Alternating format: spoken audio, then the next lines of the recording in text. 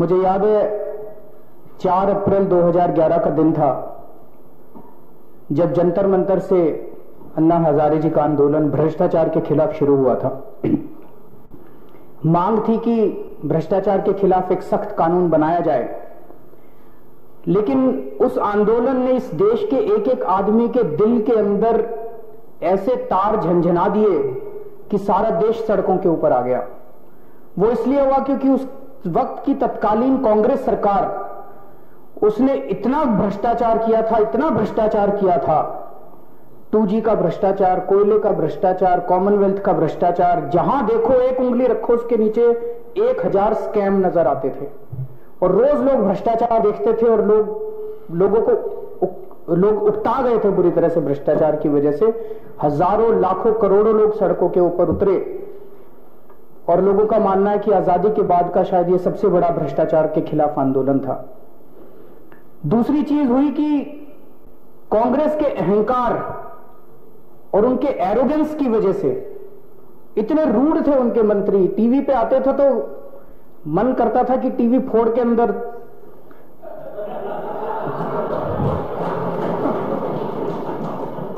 इतना ज्यादा उनका अहंकार टपकता था। आप लोगों को याद होगा मनीष तिवारी जी ने किस तरह से अन्ना हजारे की खिल्ली उड़ाई थी और पूरे देश के अंदर उसके प्रति रोष जागा था। और उसी के बाद एक अगले दिन फिर उन्होंने अन्ना हजारे जी को गिरफ्तार कर लिया और पूरा देश सड़कों के ऊपर था। उस वक्त लोगों ने ठान लिया था कि यूपीए को हराना है और बुरी तरह से हराना है। और हमने देखा कि 16 मई 2014 को जो नतीजे आए, लोगों ने उनको इतनी बुरी तरह से हराया, इतनी बुरी तरह से हराया कि 50 से भी कम सीट रह गई उन लोगों की जो कि सत्ताधारी पार्टी थी पहले। 16 मई को लोगों ने वोट देके भारतीय जनता पार्टी के नेतृत्व में, श्री नरेंद्र मोदी जी के नेतृत्व में एक नई सरकार बनाई। और लोगों को इस बार उम्मीद थी कि जो कांग्रेस का भ्रष्टाचार था, जो कांग्रेस का अहंकार था, अब वो खत्म होएगा। उन्होंने कहा था ना खाऊंगा ना खाने दूंगा। उन्होंने विकास की बहुत सारी बातें की थी, उन्होंने एक गुजरात मॉडल की बात की थी, तो लोगों को लगा कि अब बदलेगा सब कुछ। लेकिन ऐसा क्या हुआ कि 16 मई के ठीक 9 महीने बाद 14 फरवरी के दिन भारतीय जनता पार्टी की इसी सदन के अंदर केवल 3 सीट रह गई। वही पार्टी जिसको लोगों ने इतना भारी बहुमत बताते हैं कि 1984 के बाद का पहला ऐसा भारीपूर्ण बहुमत की सरकार उसके बाद कभी नहीं बनी, अभी बनी थी। इतने भारी बहुमत के बाद मात्र 9 महीने के अंदर ऐसा क्या हो गया, इतना क्या नफरत हो गई लोगों को कि लोगों ने दिल्ली के अंदर भारतीय जनता पार्टी की मात्र 3 सीट छोड़ दी। और उसके बाद बिहार के अंदर उनका हमने हश्र देखा। अब बीजेपी का जो हाल है देश के अंदर, लोग बीजेपी के काम से इतने ज्यादा नाखुश हो चुके हैं, इतने ज्यादा नाखुश हो चुके हैं। कांग्रेस भ्रष्टाचारी थी, अहंकारी थी।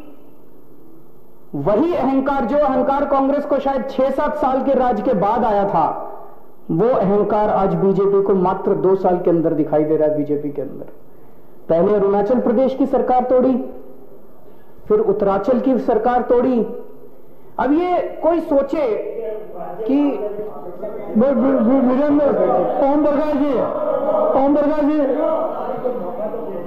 प्रकाश जी बैठिए। ओम प्रकाश जी आप बैठिए प्लीज। ओम प्रकाश जी बैठ जाइए शांति से। एक मिनट। अब अरुणाचल प्रदेश और उत्तराखंड के अंदर कांग्रेस की सरकार तोड़ी गई, कांग्रेस के विधायक तोड़े गए। अब विधायक वो कैसे टूटे?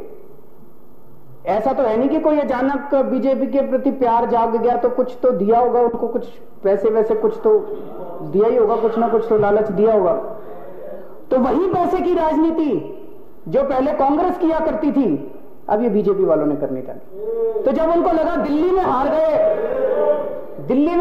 बिहार में हार गए, तो अब उनको लगा देखो अब चुनाव तो जीतने, अब आने वाले समय में सारे 2 साल में बीजेपी कोई चुनाव नहीं जीतने वाली।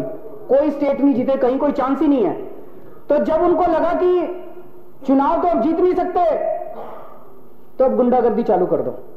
तो अरुणाचल प्रदेश में गुंडागर्दी करी, उत्तरांचल में गुंडागर्दी करी, और उत्तरांचल में तो दोनों पार्टियां। हमने देखा कि कांग्रेस के मुख्यमंत्री हरीश रावत जी टीवी के ऊपर हम लोगों ने देखा कि किस तरह से वो विधायकों को खरीदने की कोशिश कर रहे हैं, और किस तरह से केंद्र सरकार ने उत्तरांचल के ऊपर और अरुणाचल के अंदर जबरदस्ती गुंडागर्दी से बिना फ्लोर टेस्ट कराए संविधान की हत्या करके, बाबा साहब अंबेडकर के संविधान की हत्या करके उन्होंने दोनों जगह राष्ट्रपति शासन लगा दिया।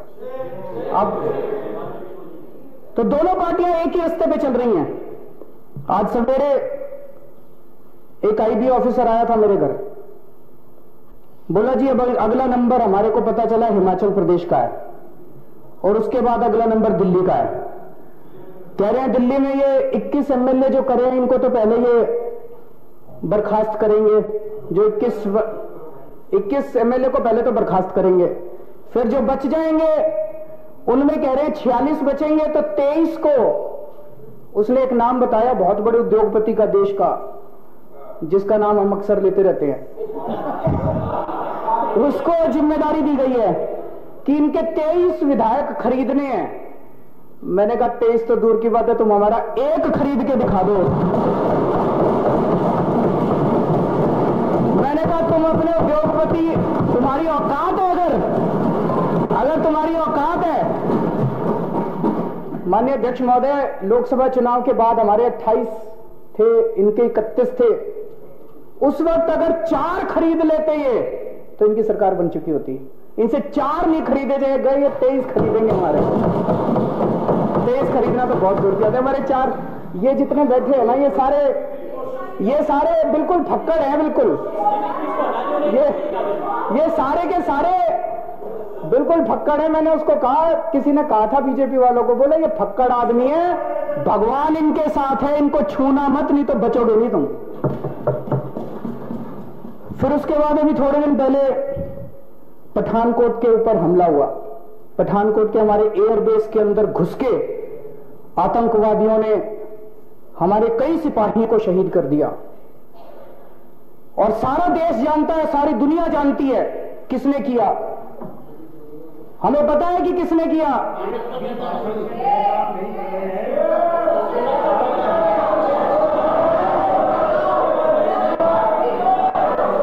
हम सब लोग जानते हैं किसने किया।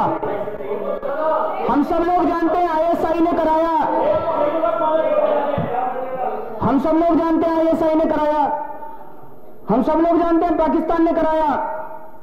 हमारे देश के अंदर कितनी आतंकवादी घटनाएं हो चुकी हैं, हमारे लोग कितने लोग मारे जा चुके हैं, हमारे कितने सैनिक सीमा के ऊपर शहीद हो चुके हैं, हमारे कितने पुलिस वाले मर चुके हैं। और हम सारे जानते हैं 26/11 के पीछे कौन था। 26/11 के पीछे पाकिस्तान था। हम सब लोग जानते हैं कि पार्लियामेंट के ऊपर अटैक हुआ, उसके पीछे कौन था, उसके पीछे पाकिस्तान था। जिस पाकिस्तान ने, जिस आईएसआई ने हमारे देश को तोड़ने की, हमारे देश के अंदर आतंकवाद को बार बार फैलाने की कोशिश की है, आज मुझे बड़े खेद के साथ कहना पड़ा है कि हमारे प्रधानमंत्री जी ने उस पाकिस्तान को गले से लगा लिया है। दोस्त, दिल को बड़ी तकलीफ होती है। जो सैनिक पठानकोट में मारे गए, उनके परिवार वालों से पूछो कि उनके दिल के ऊपर क्या गुजर रही होगी। जिस आईएसआई ने हमले कराए, और ये हम नहीं कह रहे, पिछले 30 साल से भारत का ये स्टैंड रहा है कि पाकिस्तान स्पॉन्सर्ड टेररिज्म है, पाकिस्तान टेररिज्म करा रहा है। यूनाइटेड नेशंस के अंदर हम बार बार बात उठाते हैं, सारे देशों को हम डोजियर भेजते हैं, अमेरिका को हम बताते हैं कि पाकिस्तान करा रहा है, सारे देशों को हम बताते हैं पाकिस्तान करा रहा है। अब क्या मजबूरी हुई हमारे प्रधानमंत्री जी की कि प्रधानमंत्री जी ने पूरे देश का नाम बदनाम कर दिया, पाकिस्तान के सामने घुटने टेक दिए उन्होंने। जिस आईएसआई ने यह आतंकवाद फैलाया, आज उसी आईएसआई को आमंत्रित करके कहा जा रहा है उसको कि आप जांच कीजिए। हमारी जांच एजेंसियां मर गई क्या? सीबीआई मर गई? सीबीआई मेरे दफ्तर के अंदर रेड करानी हो तो सीबीआई से रेड कराते हैं, और हमारे पठानकोट की करानी हो तो आईएसआई को बुलाते हैं। हमारी सीबीआई मर गई, हमारी रॉ मर गई, हमारी सेना मर गई, हमारी आईबी मर गई, हमारी सारी एजेंसियों को छोड़ के आईएसआई को बुलाया जांच करने के लिए। मैं उनसे जानना चाहता हूं, दिसंबर के महीने में हमारे national security advisor Ajit Doval साहब ने पूरे के पूरे भारी भरकम डोजियर भेजे थे पाकिस्तान के एनएसए को डोजियर भेजे थे और उसमें सबूत दिए थे कि आईएसआई का सीधा सीधा हाथ है। वो सारे डोजियर का अब क्या हुआ? तो अब क्या प्रधानमंत्री जी कह रहे हैं कि पाकिस्तान अब इसके अंदर शामिल नहीं है आतंकवाद के अंदर? क्या प्रधानमंत्री जी कह रहे हैं कि आईएसआई शामिल नहीं है इसके अंदर? या प्रधानमंत्री जी ये सोच रहे हैं कि आईएसआई को बुलाया, आईएसआई अपने खिलाफ कल से अखबारों में खबरें प्लांट की जा रही है कि आईएसआई को जब ये सारे सबूत दिए गए तो आईएसआई को ऐसे लग रहा है जैसे कि वो बड़े अच्छे सबूत हैं। तो मतलब हमें बेवकूफ बनाया जा रहा है कि आईएसआई जाके कहेगी उसके बाद कि उन्होंने, भारत वालों ने सबूत दे दिए, अब हम सहमत है कि हम ही शामिल थे उस आतंकवाद में। ये कहेगी पाकिस्तान में जाके आईएसआई। बेवकूफ है, हम बेवकूफ हैं कि आईएसआई बेवकूफ? प्रधानमंत्री जी किसको बेवकूफ बनाने की कोशिश कर रहे हैं? यह हमारे पूरे देश के साथ खिलवाड़ हो रहा है। और अगर जांच होनी थी, इतनी दोस्ती थी, तो पहले भारत की एजेंसियों को पाकिस्तान में जाके हाफिज सईद की पहले इंटरोगेशन करनी चाहिए। अगर जरूरत थी तो पहले हमारी जांच एजेंसीज को जाके सलाउद्दीन की इंटरोगेशन करनी चाहिए। सलाउद्दीन ने खुलेआम बोला है कि पठानकोट पे अटैक उन्होंने कराया। सलाउद्दीन की जाके इंटरोगेशन। यहां क्या करने के लिए आए हैं? भारत तो विक्टिम है, भारत तो बर्दाश्त कर रहा है इस आतंकवादियों को इतने सालों से। असली ब्रेन्स तो वहां बैठे हैं, उनकी जांच होनी चाहिए। तो यहां क्या जांच करने के लिए आए हैं ये लोग? मैं केवल नहीं, आज सुबह एक पुलिस वाला मिला, दिन में एक सीबीआई का ऑफिसर मिला। दोनों ने कहा जी खून खौल रहा है हम लोगों का, सारी पुलिस फोर्स का खून खौल रहा है, सारी इंटेलिजेंस एजेंसीज का खून खौल रहा है, सारी सेनाओं का खून खौल रहा है देश के अंदर कि ये क्या कर रहे हैं हमारे प्रधानमंत्री जी, जिन्होंने पाकिस्तान के आगे घुटने टेक दिए। तो एक बड़ा मुद्दा उठता है कि प्रधानमंत्री जी आखिर ये कर क्यों रहे हैं? मैंने कई लोगों को सुबह से फोन किए, मैंने कहा जी क्यों कर रहे हैं प्रधानमंत्री, क्या हो गया ऐसा? भारत इतनी स्ट्रांग पोजीशन में था, भारत पाकिस्तान के मुकाबले इतनी स्ट्रांग पोजीशन पे था अपने सेनाओं के बल पे, हमारी एजेंसीज के बल पे, ऐसा क्यों कर रहे हैं? कुछ लोगों का मानना है कि नोबेल पीस प्राइज चाहिए उनको। वो चाहते हैं कि पूरी दुनिया में दिखाना चाहते हैं, देखो मैं जाता हूं, मैं अपने दुश्मनों के सामने भी घुटने टेक देता हूं, मैं शांति प्रिय हूं। कुछ लोगों का कहना है जी अभी वॉशिंगटन जा रहे हैं, चले गए हैं, शायद चले गए, वॉशिंगटन जा रहे हैं, वहां जाके कहेंगे अमेरिका को खुश करने के लिए कर रहे हैं।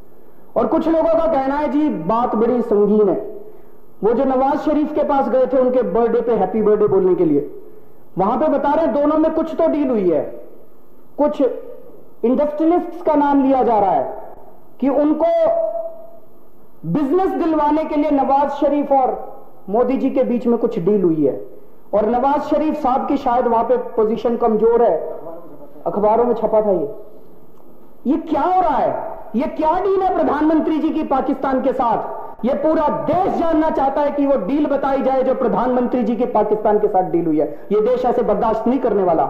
ये देश बहुत बड़े सूरमा पैदा किए हैं इस देश के अंदर, और अगर प्रधानमंत्री जी ऐसा करेंगे तो ये देश चुप नहीं रहने वाला। अध्यक्ष महोदय, कल वित्त मंत्री जी ने बजट प्रस्तुत किया, कितनी सारी चीजों के ऊपर वैट कम कर दिया, और एक आध चीज है जिसपे रैशनलाइज करने के लिए वैट छोटी मोटी चीजों के ऊपर बढ़ा है, लेकिन अमूमन ढेर सारी चीजों के ऊपर वैट कम हुआ है। आज कई मार्बल वाले आए थे, बोले जी पहली बार हमें ऐसा लगा कि वाकई एक ईमानदार सरकार आई है। बोले पहले ऐसा होता था कि अगर 1% टैक्स कम करवाना पड़े तो सरकार कहती थी इतने करोड़ रुपए लगेंगे तब टैक्स कम होएगा। बोला हमें 1 पैसा नहीं देना पड़ा इस सरकार को। मिठाई वाले, मार्बल वाले, ई रिक्शा वाले, किसी को 1 पैसा नहीं देना पड़ा, और आपने 12.5% से 5% टैक्स कम कर दिया। एक बिना पैसा, नया पैसा खर्च किए बिना, कोई रिश्वत नहीं देनी पड़ी। बोला हमें वाकई लगा कि ये वाकई आम आदमी की सरकार है और बिना पैसे लिए ईमानदारी के साथ काम करती है। और दूसरी तरफ देश के अंदर ज्वेलर्स के ऊपर, स्वर्णकारों के ऊपर केंद्र सरकार ने 1% एक्साइज ड्यूटी लगा दिया है। सारे देश के स्वर्णकार सड़कों के ऊपर हैं। स्वर्णकार बहुत ही शांति प्रिय लोग होते हैं, वो कोई सड़कों के ऊपर ऐसे नहीं आते। आपका कहां देखते हो स्वर्णकारों को सड़कों के ऊपर? शांति से अपना काम करते हैं, अपने बच्चे पालते हैं, वो कोई लड़ाई झगड़ा नहीं चाहते। आज अगर देश के सारे स्वर्णकार सड़कों के ऊपर आए हुए हैं तो तकलीफ कुछ गहरी है उनकी विचारों की, उसको सुनना चाहिए। तो हम देख रहे हैं जो अहंकार कांग्रेस के अंदर था, कांग्रेस भी नहीं सुनती थी। अगर उस टाइम अन्ना हजारे की बात सुन लेती, काहे कोई आम आदमी पार्टी बनती, काहे को इनका ये हाल होता। जो अहंकार उनके अंदर था, वही अहंकार आज आपको बीजेपी के अंदर, मोदी सरकार के अंदर दिखाई दे रहा है। जब सारे ज्वेलर्स इतना हाहाकार कर रहे हैं, इनको वापस ले लेना चाहिए। क्या कह रहे हैं स्वर्णकार? स्वर्णकार कह रहे हैं जी आप हमारे से दूसरे इतने सारे टैक्स लेते हो, अगर आपको पैसे ही इकट्ठे करने, आप 1% दूसरी कोई ड्यूटी बढ़ा दो, हमें कोई दिक्कत नहीं, हम टैक्स दे देंगे। लेकिन अभी तक हमारे ऊपर एक्साइज ड्यूटी लगाई नहीं करती थी, अब आपने एक नई ड्यूटी लगा दी। अब एक नए डिपार्टमेंट का इंस्पेक्टर आएगा, वो नए तरीके से उसके लिए हमें रखने पड़ेंगे, कागज बही खाते रखने पड़ेंगे और नई तरह की रिश्वतखोरी शुरू होगी। 1% टैक्स, मैं आपको चैलेंज करता हूं, कम से कम 2% तो इसका जो है वो रिश्वत के अंदर चला जाएगा। आपको 1% कुछ नहीं आने वाला, ढेला नहीं मिलने वाला सरकार को, सारा का सारा पैसा भ्रष्टाचार की वेदी के ऊपर चढ़ जाएगा। तो दोस्तों, इंटरनेशनल मार्केट के अंदर हमारे ज्वेलर्स फेमस है, हमारे देश का जो जेवर है पूरी दुनिया के अंदर जाते हैं, पूरी दुनिया के अंदर एक्सपोर्ट होते हैं हमारा, पूरी दुनिया। तो ऐसी इंडस्ट्री को, अपने को, ऐसे सेक्टर को हम लोगों को एनकरेज करना चाहिए कि उसका गला घोटना चाहिए। हमें तो और नए नए तरीके बना के पॉलिसीज ऐसी बनानी चाहिए जैसे दिल्ली सरकार कर रही है। दिल्ली सरकार ने इवेंट इंडस्ट्री को ठीक किया, दिल्ली सरकार रेस्टोरेंट इंडस्ट्री को ठीक कर रही है, दिल्ली सरकार एक एक करके सारे इंडस्ट्रीज को एनकरेज करते जा रही है। आज सारा बिजनेस, सारा व्यापार हमारे साथ खड़ा है। ऐसे ही केंद्र सरकार को भी करना चाहिए। केंद्र सरकार को भी ज्वेलर्स को बढ़ावा देना चाहिए, ज्वेलरी इंडस्ट्री को बढ़ावा देना चाहिए, ना कि उनका गला घोटना चाहिए। प्रधानमंत्री जी मेक इन इंडिया की बात करते हैं, ये सारे ज्वेलर तो इंडिया में ही बनाते हैं अपना, इनका तो गला घोट रहे हैं। और अमेरिका में जाके कहते हैं मेक इन इंडिया, तो विदेशियों को तुम लाना चाहते हो और अपने लोगों का गला घोटना चाहते हो। ये नीति तो अपने को समझ में नहीं आती। और दुख की बात यह है कि मोदी जी ने खुद 2012 के अंदर, 2012 में यूपीए सरकार ने भी एक्साइज ड्यूटी लगाई थी। उस वक्त जब यूपीए ने एक्साइज ड्यूटी लगाई थी, तब नरेंद्र मोदी जी ने खुद इसका विरोध किया था कि एक्साइज ड्यूटी नहीं लगनी चाहिए। और 22 दिन के आंदोलन के बाद उन लोगों की एक्साइज ड्यूटी तत्कालीन यूपीए सरकार ने हटा दी थी। आज ये सरकार ऐसी है, 28 दिन हो गए इसका आंदोलन चलते चलते, ये सरकार इनकी सुनी नहीं रही है। वही एरोगेंस इन लोगों के अंदर दिखाई दे रहा है। अभी हम राष्ट्रपति जी से मिलने जा रहे हैं स्वर्णकारों के साथ, और मुझे उम्मीद है कि राष्ट्रपति जी इसके अंदर दखल अंदाजी करेंगे। तो अध्यक्ष महोदय, 2 किस्म के मॉडल ऑफ गवर्नेंस आज देश के अंदर दिखाई दे रहे हैं। एक है 16 मई को आसपास 2 सरकारें बनी थी इस देश के अंदर उम्मीदों के साथ। केंद्र के अंदर एक सरकार बनाई थी लोगों ने 16 मई को कि कुछ बदलाव करेगी, और एक सरकार बनाई थी 14 फरवरी को कि कुछ बदलाव करेगी। आज 1 साल हो गया दिल्ली की सरकार, पूरी दिल्ली बड़ी खुश है, सारे देश के लोग उसको देख रहे हैं, सारे देश के लोग खुश हैं। बिजली के रेट कम हो गए, पानी मुफ्त हो गया, पानी के बिल माफ हो गए, घर घर में पानी पहुंचने लग गया, लोगों के, किसानों को सबसे ज्यादा मुआवजा मिलने लग गया, अस्पतालों के अंदर दवाइयां मुफ्त हो गई। कितने काम हो गए 1 साल के अंदर। और बीजेपी ने क्या किया केंद्र में? पूरे देश के अंदर गुंडागर्दी, सरकारें गिरानी, विधायक तोड़ने, गायें, भारत माता की जय के जगह गुंडागर्दी करना, किस्म किस्म की चारों तरफ गुंडागर्दी के अलावा मैं चैलेंज करता हूं बीजेपी वालों को, एक काम बता दे जो इन लोगों ने 2 साल के अंदर किया हो, जिसके लिए बीजेपी वाले भी उसके लिए खुश हैं। तो ये 2 मॉडल ऑफ गवर्नेंस आज पूरे देश के सामने हैं, और सारा देश आज दिल्ली सरकार की तरफ देख रहा है। और सारे देश, दिल्ली दिल्ली नहीं, पूरी दुनिया के अंदर, अमेरिका वाले कह रहे हैं अब दिल्ली सरकार से हम लोगों को सीखने की जरूरत है।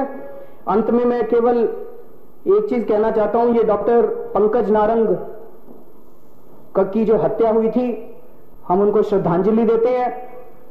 वो बहुत ही घिनौनी हरकत थी जिन लोगों ने उन लोगों की हत्या की, उसकी हम कड़े शब्दों में निंदा करते हैं।